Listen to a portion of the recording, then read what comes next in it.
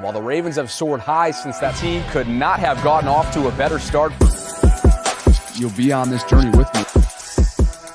Hey guys, now joined inside Nats Park. A new report detailing the contractual specifics of Rashad Bateman's extension suggests that Ravens GM Eric DeCosta pulled off an all-out steal.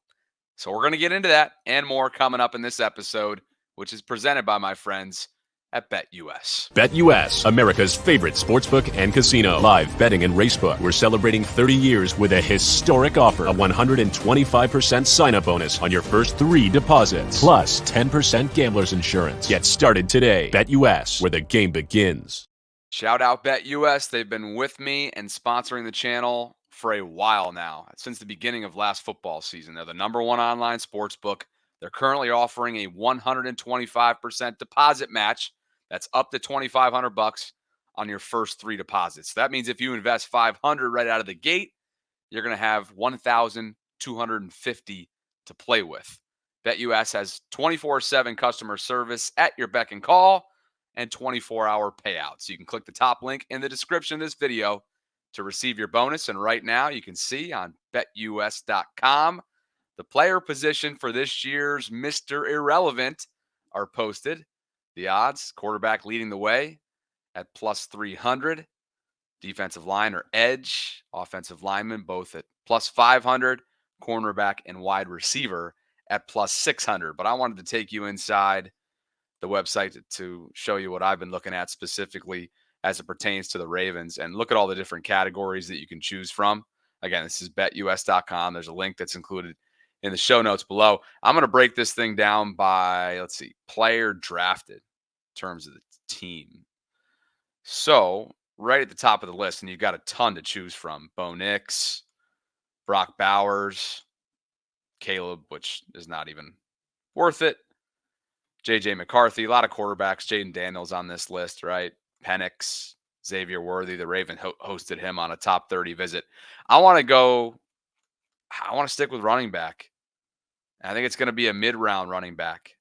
And when I see Blake Corum right here, the former Michigan standout, and you think about the pipeline between Harbaugh and all the connections that those two have, but specifically the amount of Michigan guys that John Harbaugh and his staff are just quite simply aware of. I'm willing to throw some cheddar down on this, especially at plus 1,200 to the Ravens. So I'm going to risk, let's see what I want to risk here. Risking 25 wins me 300. That's something I'm willing to play with. It's not a matter of if, it's a matter of when the Ravens choose. And I'll place that once I finish up this video right now. I exceeded my maximum time, so I'll just have to refresh it. Or actually, I got logged out. But anyway, you can find all this information at betus.com. It's not a matter of if, it's a matter of when the Ravens choose a running back to join the room that they already have. Derrick Henry, Justice Hill, and then Keaton Mitchell will be back at some point as he works his way back from injury.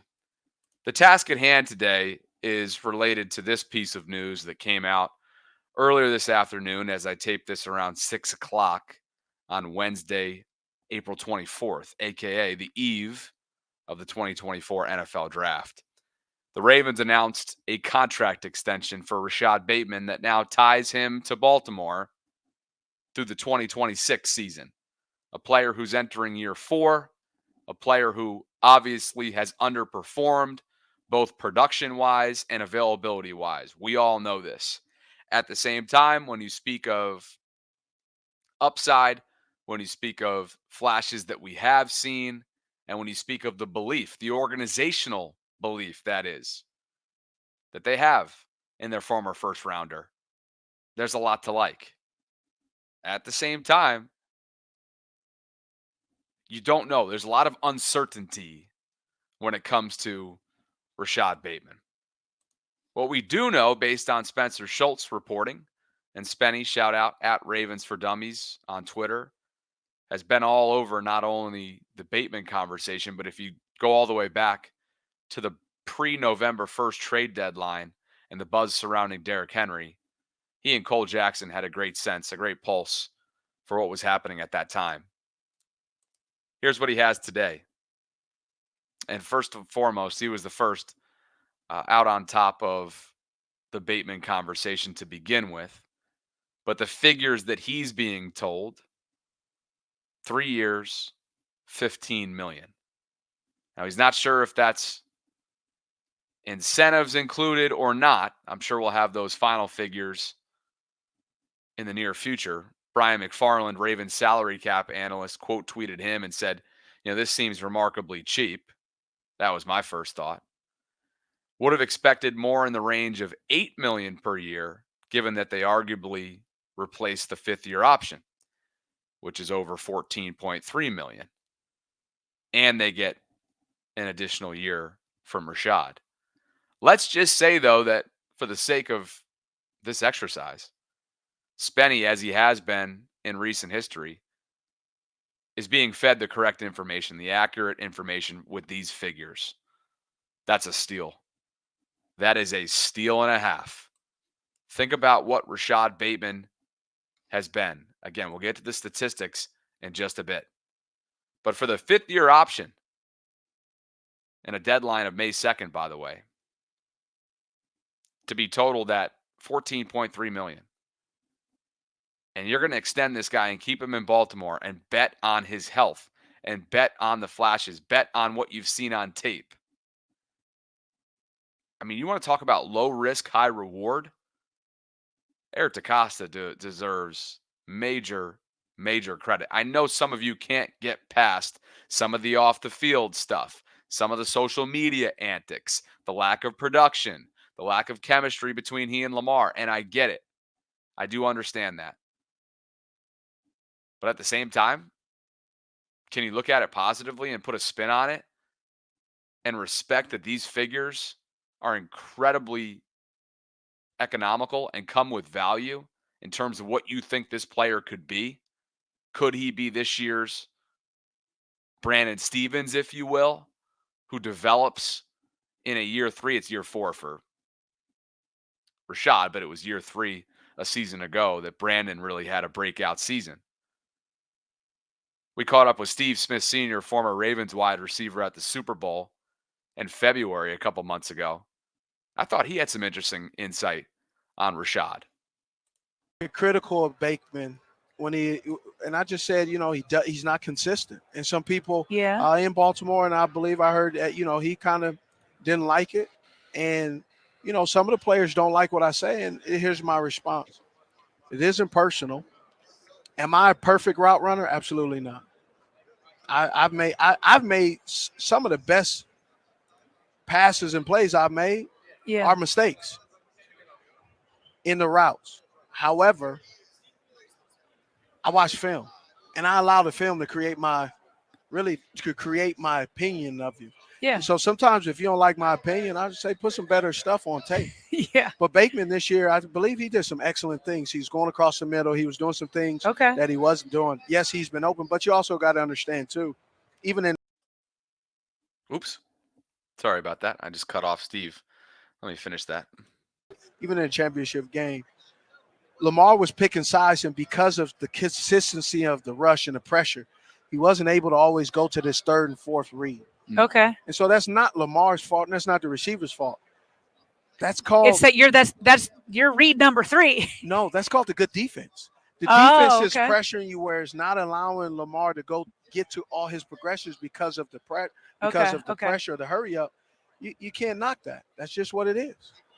So really good stuff there from Agent 89, and I think it just speaks to, first of all, he's been one of his harshest critics throughout the process, but it also speaks to the fact that there's some context that needs to be discussed when it comes to the lack of connection between Lamar and Rashad. And so I think that there's we'll get to it in just a second here with some slides that speak to his separation that he creates.